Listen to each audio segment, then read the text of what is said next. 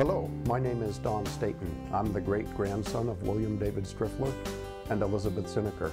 I'm also the grandson of Roy Jacob Striffler. This is the story of William David Striffler and Elizabeth Zinnecker. This is also the story of how their families arrived in Cass City, Michigan. All four of their parents were born in Germanic-speaking areas of Europe. The two families were joined together through the marriage of William and Elizabeth in 1892. John Zinnecker and his wife Elizabeth Wagner moved to Cass City in 1880 with their 5 children: Elizabeth, age 11, George, 8, John, 6, William, 4, and Mary at 2 years old. Note that I refer to women in this story by their maiden names. The Zinneckers bought a farm outside of town and in close proximity to the Christian Striffler farm. In 1880, William Striffler, or Willie as his family called him, was 14 years old. Perhaps Willie was hoping that the new family would have a boy his age.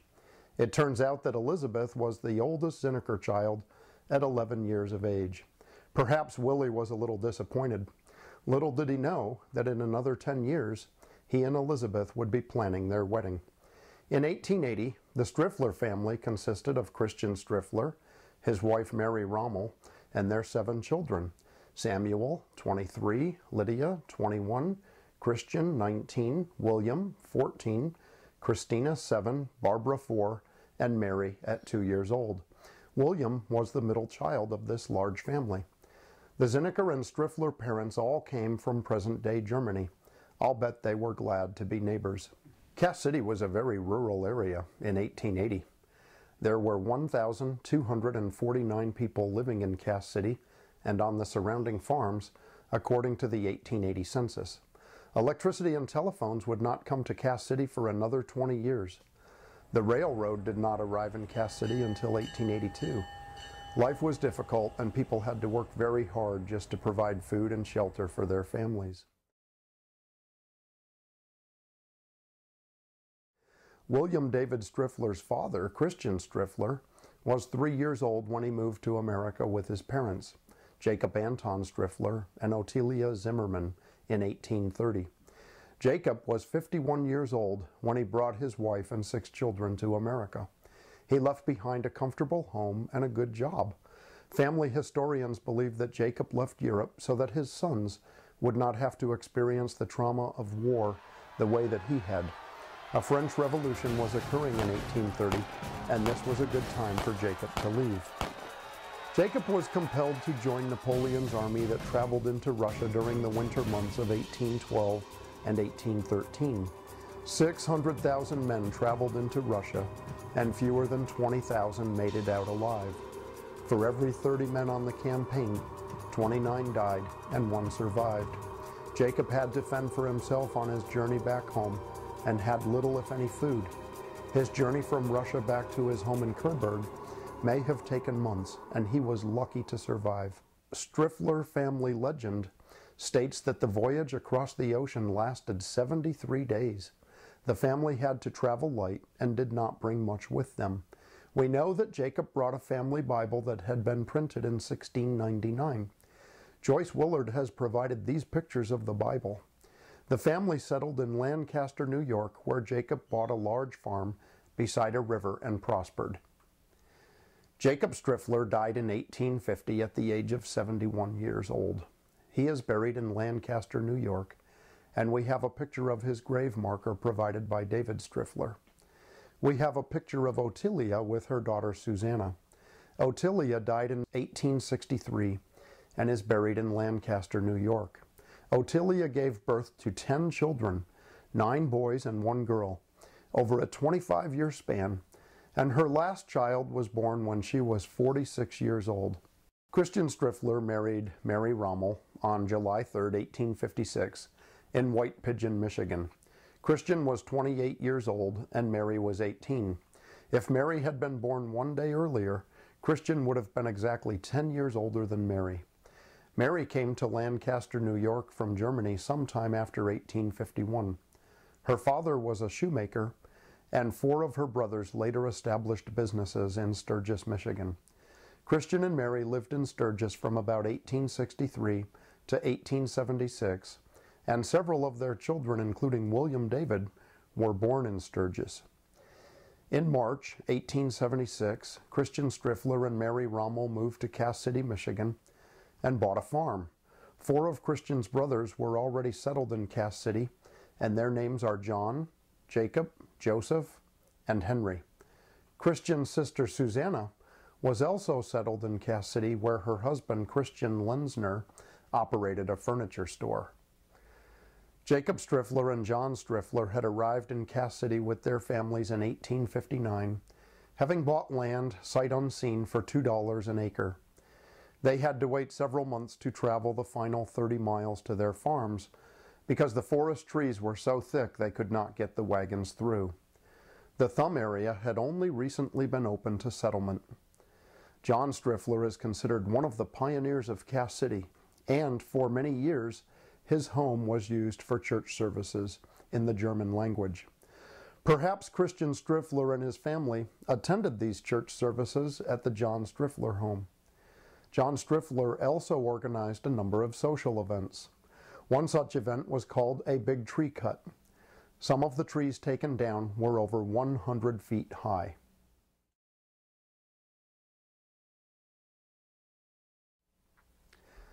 John Zinnecker and his wife Elizabeth Wagner were both born in Pirmasens, Germany in 1848 and 1849. The couple married in 1868, and Elizabeth was soon pregnant with their first child, Elizabeth. Another war was starting in the region, and John left for America to avoid conscription into the army. Elizabeth stayed behind for the birth of her child, and then waited until the baby was strong enough to travel before traveling to America. Her journey to America, alone with a new baby, might well be the bravest act performed by any of our known ancestors. Travel to America aboard the tall sailing ships can only be described as a terrible ordeal. Sailing ships in 1870 were about 200 feet long and were designed to carry up to 900 people. A typical sleeping berth for a couple was 2.5 feet wide, 5.5 feet long, and 3 feet high. People had 2 choices on the voyage to America. They could stand up, or they could lie in a space about the size of a coffin. Large portions of the ship were also constructed to hold cattle, horses, sheep, pigs, cats, chickens, ducks, and other animals. The smell of animal waste, people getting sick to their stomachs, moldy socks, and other choice odors were almost intolerable. Ventilation during good weather was bad. Ventilation during bad weather was non-existent. Large crowds and unsanitary conditions led to a large amount of illness and death from measles, cholera, and typhus. Weather on the North Atlantic could be rough, and there were 50 ships that broke up in rough seas between 1840 and 1870. I'm sure this was on the mind of every passenger when storms kicked up the waves. Small children were not allowed in the head for fear that they might fall into the ocean through the open hole. When passengers were relieving themselves, waves would often splash their backsides. Elizabeth Wagner had to find someone to hold her baby when she went to the head. Our ancestors who had to suffer the conditions of ocean travel included Jacob Striffler, Ottilia Zimmerman, Christian Striffler, Mary Rommel, John Zinnecker, Elizabeth Wagner, and her baby, Elizabeth Zinnecker. When Elizabeth Wagner came to America with her daughter, I imagine there was no place to set the baby. Elizabeth probably had to hold her baby 24 hours a day. Food was barely tolerable and drinking water was closely rationed. Showers and baths were out of the question. When Elizabeth arrived on the docks in America, she must have been physically and mentally exhausted. She had not bathed nor had a decent meal in weeks. In this condition, she probably worried about whether something might have happened to her husband and whether he would be there to meet her as planned. As luck would have it, John was not waiting on the docks, and she stood there all alone. A swindler took interest in her and wanted to rob the little money that she had. If Elizabeth ever prayed with her whole heart and soul, this was probably the time. John Zinnecker soon arrived on the scene. John was 6 feet tall and a very powerful man from years of working hard. You can imagine how excited he was to be reunited with his wife and to see his baby for the first time. His adrenaline was pumping, and now there was a man standing between him and his family. The criminal had no chance at all. John sent the man flying. John and Elizabeth settled in Ionia, Michigan to raise their family. George Zinnecker was born in 1872. Joyce Willard recently discovered a picture taken in Ionia when Elizabeth and George were very young. They are seated in a Victorian-style chair, and Elizabeth has her arm around George. After a few years in Ionia and then Carson City, Michigan, the Zinneckers moved to Cass City.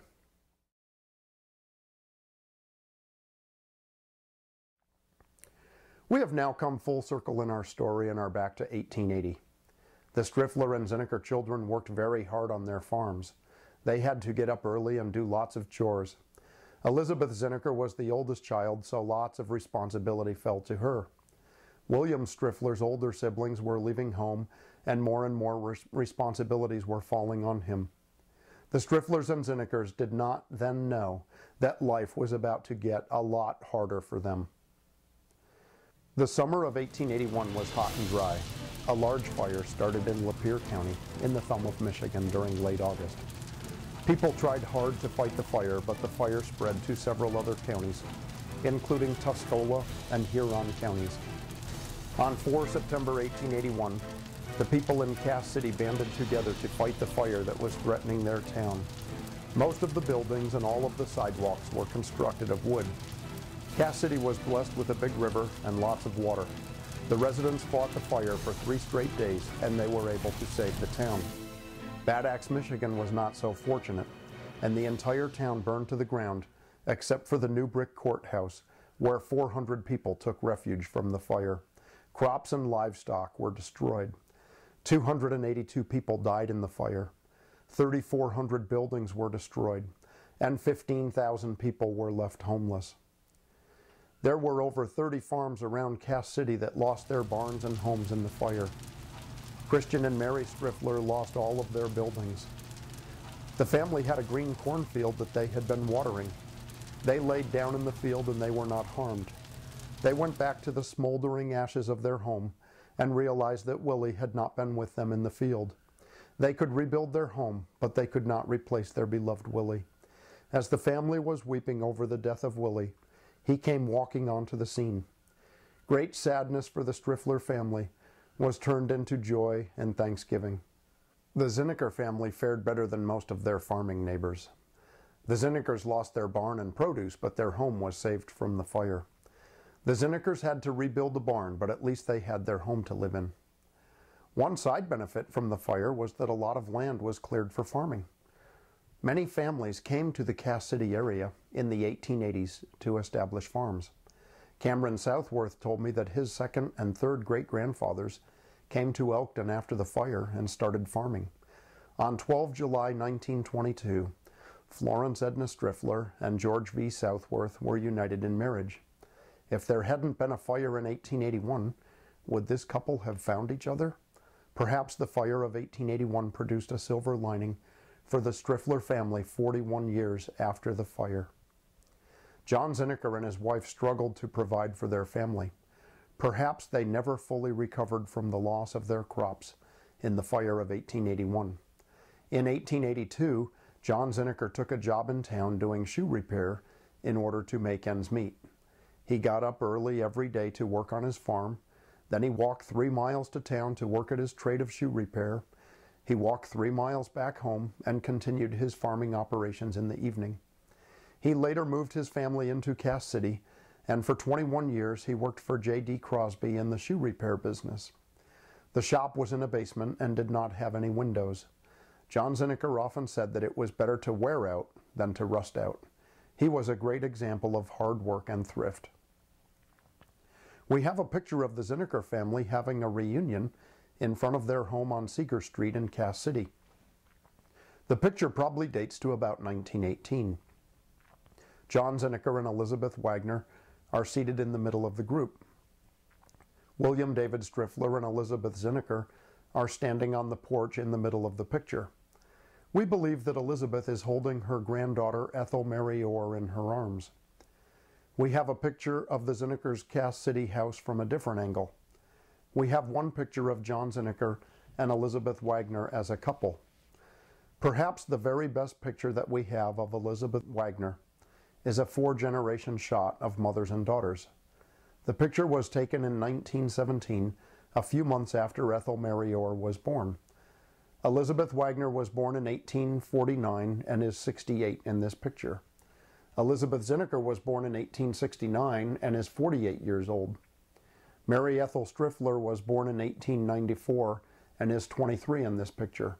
Ethel Mary Orr is still alive and will be at the reunion in August 2012 at the age of 95.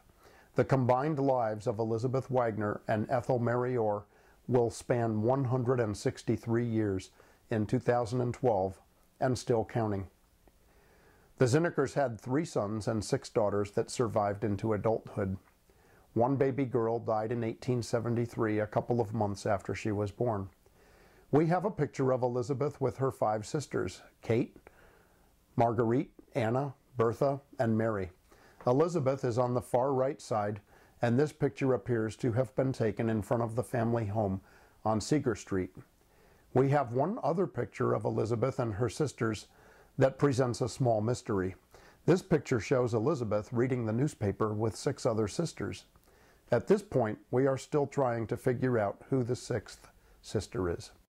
John Zinnecker died in June 1924, and his wife Elizabeth Wagner died in February 1926 at the home of William David Striffler. Both of them are buried in the Elkland Cemetery at Cass City. Susan Wagner took pictures of their grave markers in 2004. Christian Striffler and Mary Rommel celebrated 50 years of marriage in 1906.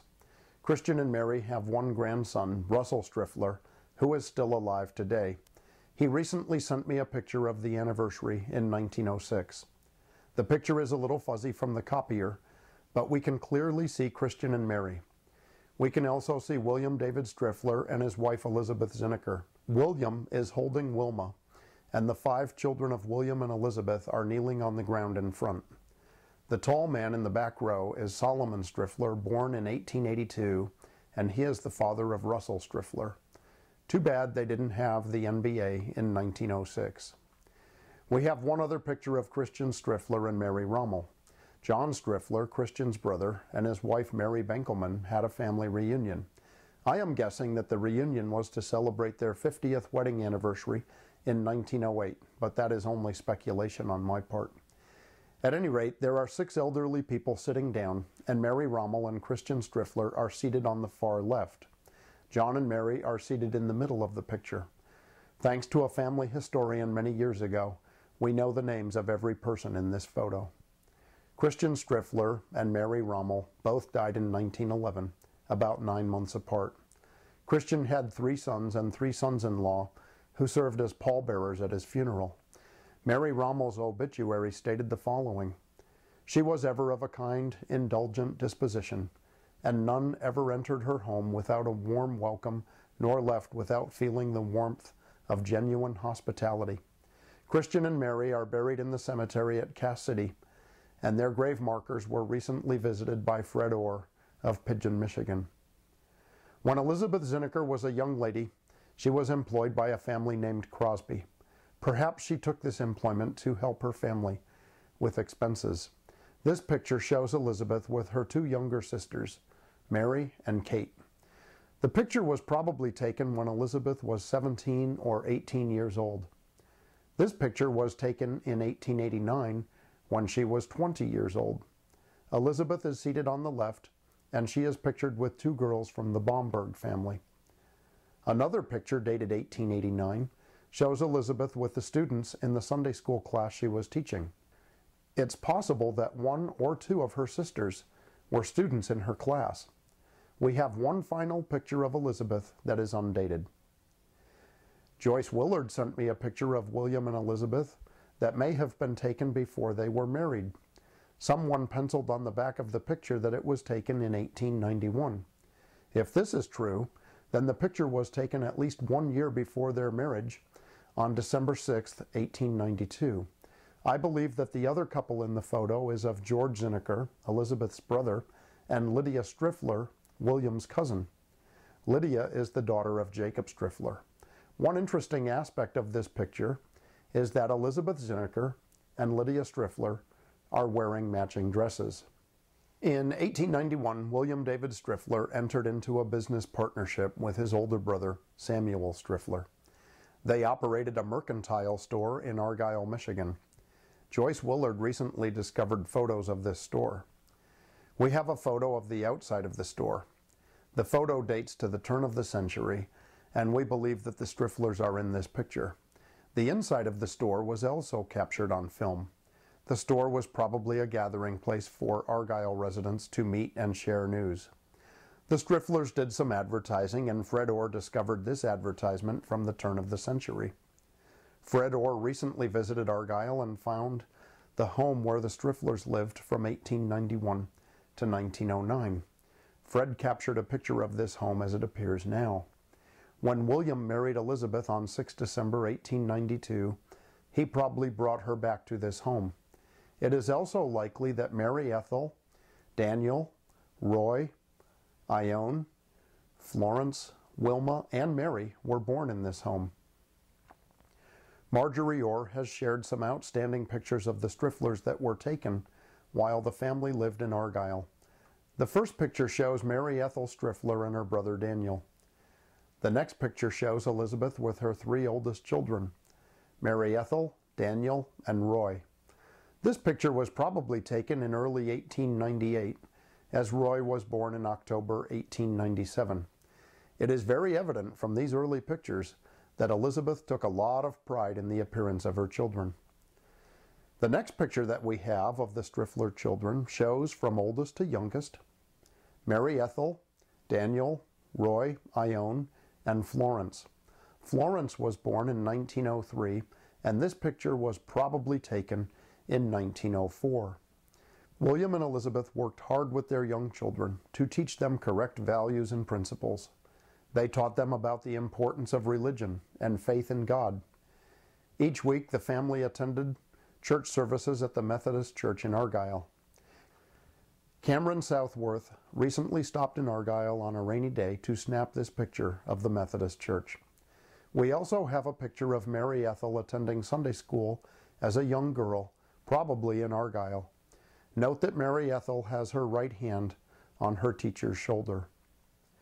The Strifflers taught their children the importance of education, even though they themselves had not received much schooling. They taught their children to work hard and to save money whenever they could. They taught their children to be honest, respectful, and decent people. Most importantly, the Strifflers set a strong example for their children to follow. The Strifflers loved their children and taught them to love each other. This legacy of love has now been passed down through 6 generations and continues strong. Roy Jacob Striffler wrote the following: "Mother did not have many years of schooling, but she made good use of what she had. She had a fine gift for expressing herself, and could put into a few words vivid descriptions and accurate information. Her letters were excellent, with no wasted words. She was a tireless worker, and the people around Cass City used to marvel at the neatness with which her children were dressed. We were among the most fortunate of children, for our mother loved to read to us and did so every night. We didn't have too many books, but we loved The Five Little Peppers, The Widow O'Callahan's Boys, Black Beauty, Little Rosebud, and other books. She read us Uncle Tom's Cabin, and we cried over the sad parts of it. This is one of my most precious memories." The Strifflers made what might have been a difficult decision in 1909. Argyle had a one-room schoolhouse for grades 1 through 8, and there was no high school. Mary Ethel was turning 15. If the Strifflers wanted their children to have a high school education, they needed to move the family.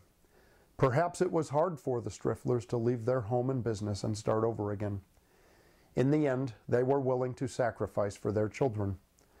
When the Strifflers left Argyle, little did they know that someday their daughter Florence would return to Argyle to teach. Cameron Southworth snapped this picture of the house in Argyle where Florence taught before she was married. Florence kept a journal and once reported that she had to flog some boys for misbehaving. The Striffler family moved to Cass City in 1909, and Mary Ethel Striffler enrolled at the Cass City High School. During her first year at Cass City, she posed with her classmates for a picture. Mary Ethel is in the back row on the far left. In the center of the picture and immediately to the left of Mary Ethel is a student named Robert Hugh Orr. Almost 6 decades later, they were still having their pictures taken together. They were married in 1916, and they died 3 days apart in 1967. The Strifflers lived in this home from 1909 to 1923. Living on a farm for 14 years would require lots of hard work from all the Striffler children. Daily chores included filling the wood box, feeding the chickens, gathering eggs, milking the cows, cleaning the stables, washing clothes, preparing meals, sawing logs, splitting wood, and even driving a team of horses to plow and harrow the fields. Roy Jacob Striffler graduated from Cass City High School in 1916. Next to his photo, he asked for the following words to be printed: "Work is my recreation." Roy continued to work on his parents' farm until he was 21 years old because his family needed him. Later in life, Roy stated that he never regretted giving these years to his parents. We have several pictures depicting farm life for the Strifflers. This picture shows Delmar with one of the lambs. This picture shows William Striffler and his son Daniel harvesting potatoes. There were also moments of fun on the farm, as we see in this picture of Delmar and Ethel Mary Orr. The Strifflers attended the Evangelical Church in Cass City. Many of the German families in Cass City attended this church, including the extended Striffler and Zinnecker families. The Striffler children attended Sunday school classes that were taught by aunts and attended by many cousins of the family. The Strifflers had some outstanding family photos taken in 1922 while they were living in the farmhouse. We believe that the photographer was Robert Orr. This picture shows William and Elizabeth with all 8 of their children. We also have the added bonus of 2 grandchildren and the family dog, Skippy. The 2 grandchildren are Ethel Mary Orr, born in 1917, and Robert Striffler Orr, born in 1921. I believe that this next picture of the 8 Striffler children was taken within minutes of the other picture. The 8 children have on the same identical outfits, and the same plant is visible beside the front door. Delmar was born in 1911, probably in this farm home, and was about 11 years old when this photo was taken. Note the American flag in the upper left-hand corner of the picture. They say a picture speaks 1,000 words. Notice how the 5 daughters have interlocking arms. The Strifflers were a family with lots of love to share. In 1923, the Strifflers moved into town and bought a brick home. Joyce Willard recently drove through Cass City and sent me this picture of how the home appears today. Martha Staton remembers that this home had a water pump next to the sink. The Strifflers had town water, but were able to economize on water by collecting rainwater off the roof and into a tank in the basement. Joyce Willard said that the basement did not have any lights and was dark and scary. The Strifflers were successful in teaching their children the importance of education. 7 of their children enrolled in Cass City High School, and all 7 of them graduated. Daniel attended a school for the deaf. The Striffler children graduated from high school at a time when most students did not graduate. Roy Jacob Striffler wrote the following: Cass City High School had about 125 pupils at the time. The majority who started did not graduate. There were 45 in my 9th grade class, but only 17 of us were graduated in 1916. Dropout rates were common. It is significant that all 8 Striffler children thrived in high school despite the large dropout rates. Mary Ethel graduated from Cass City High School in 1912, and we are fortunate to have her class picture. The large hand warmer that she owned will be on display at the family reunion in August. Daniel attended the Michigan School for the Deaf. Roy Jacob graduated from Cass City High School in 1916 as valedictorian and went on to attend Michigan State College, North Central College, Western Reserve University, and Oberlin School of Theology. Ione Catherine graduated from Cass City High School in 1918 and graduated from the Practical Institute of Pharmacy in Sandusky, Michigan in 1920. Florence Edna graduated from Cass City High School in 1919 and attended Michigan State. Wilma Dorothea graduated from Cass City High School in 1923. Mary Elizabeth, in the center of this picture with the white dress on, graduated from Cass City in 1925 and then attended the Detroit Institute and Wayne University in Detroit. Delmar graduated in 1931 from Cass City High School. The Striffler family experienced some terrible losses during the years of the Great Depression. The first loss came in December 1931, when Daniel passed away 1 month shy of his 36th birthday. He had experienced poor health most of his life. He attended a school for the deaf in Flint, Michigan, and the family believes that he contracted tuberculosis at this school.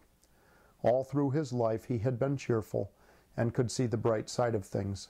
He remained positive right up to the end.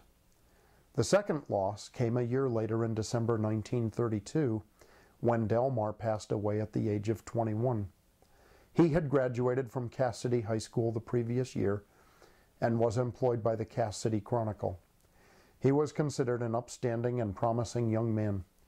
He was active at church, serving in the Sunday school, Christian Endeavor, and church choir.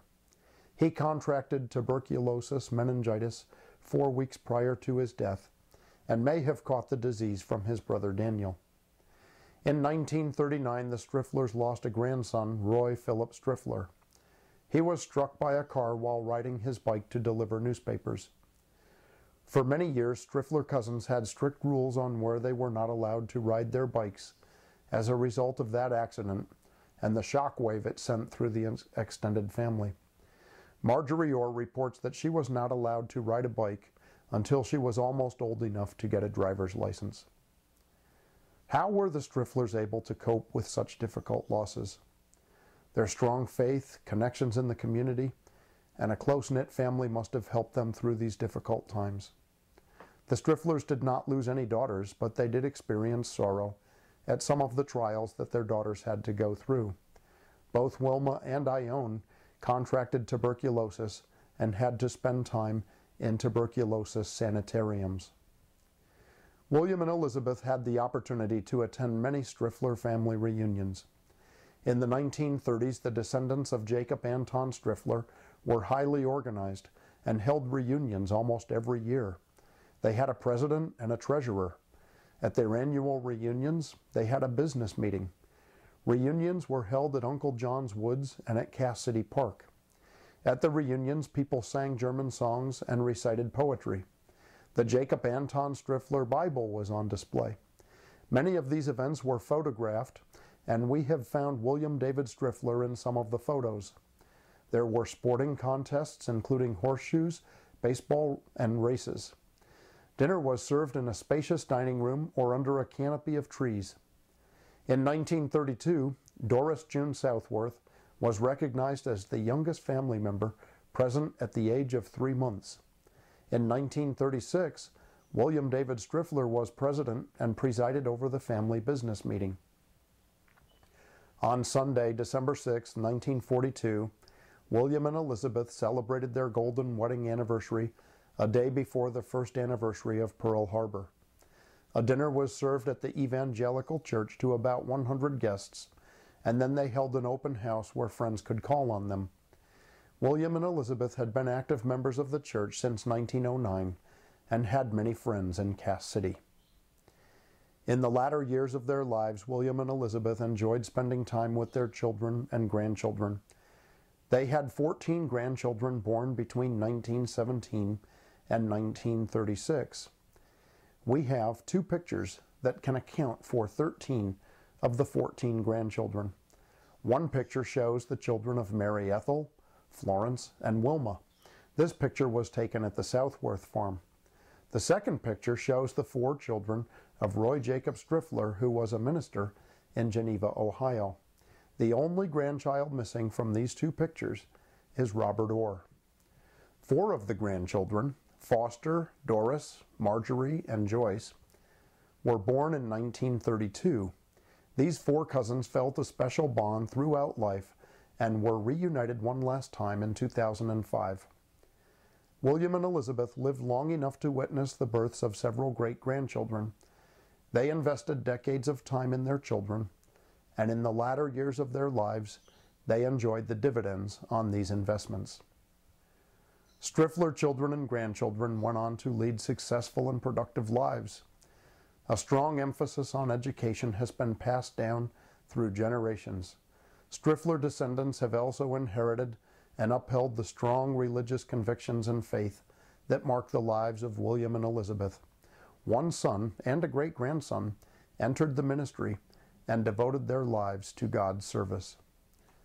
William David Striffler passed away on March 5, 1949, at the home of his daughter Mary in Plymouth, Michigan. He was still active the last few years of his life, helping neighbors and farmers with small jobs about their homes and farms. Elizabeth passed away on October 5, 1950, at her summer home at Sunshine Beach, Michigan. The summer cottage belonged to the Orr family, but had been used for so long by the Strifflers that everyone thought it was their cottage. Both William and Elizabeth are buried in the cemetery at Cass City. Delmar, Daniel, and their infant son, S.C. Striffler, are buried next to them. William and Elizabeth both lived in excess of 80 years. They lived more than half their lives without electricity and automobiles. They lived through the Great Depression, 2 world wars, the flu epidemic of 1918, and the Great Fire of 1881. They buried 3 sons in their family plot. They watched 2 daughters go into sanitariums with tuberculosis. One daughter became a widow with 2 young daughters to care for. Through all this adversity, the Strifflers did not waver in their faith. The Striffler values of faith, education, hard work, frugality, and love have been felt through many generations. William and Elizabeth, we thank you for the legacy that you have passed to us through your children and grandchildren. We promise to keep that legacy alive and to pass it down to our children as you have passed it down to us. God bless both of you.